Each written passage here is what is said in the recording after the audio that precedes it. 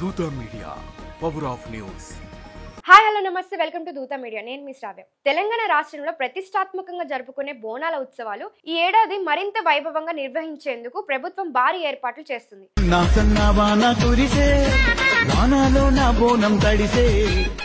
ముఖ్యమంత్రి రేవంత్ రెడ్డి నేతృత్వంలో మంత్రి కొండా సురేఖ ఆధ్వర్యంలో రాష్ట్ర ప్రభుత్వం బోనాల పండుగ కోసం 20 కోట్ల బడ్జెట్ ను కేటాయించింది.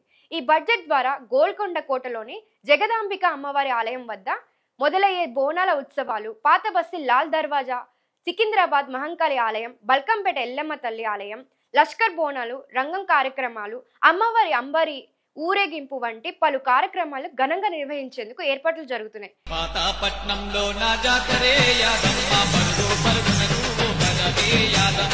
ముఖ్యమంత్రి రేవంత్ రెడ్డి, మంత్రి కొండా సురేఖ, ఇతర అధికారులు, పోలీస్ విభాగం, రెవెన్యూ, ఎండోమెంట్, పంచాయతీరాజ్, విద్యుత్, జల సంవిధానం, రవాణా, ఆరోగ్య శాఖల అధికారులు సమన్వయంతో పనిచేస్తున్నారు. బోనాల ఉత్సవాలు జూన్ 26 నుండి ప్రారంభమై జూలై 24 వరకు కొనసాగనున్నాయి. గత ఏడాది గోల్కొండ బోనాలు 25 లక్షల మంది భక్తులు పాల్గొన్నారు. ఈసారి భక్తుల సంఖ్య మరింత పెరిగే అవకాశం ఉంది. ప్రభుత్వం, అధికారులు, భక్తులు కలిసి ఈ ఉత్సవాలను సాఫీగా, సౌకర్యవంతంగా నిర్వహించేందుకు కృషి చేస్తున్నారు.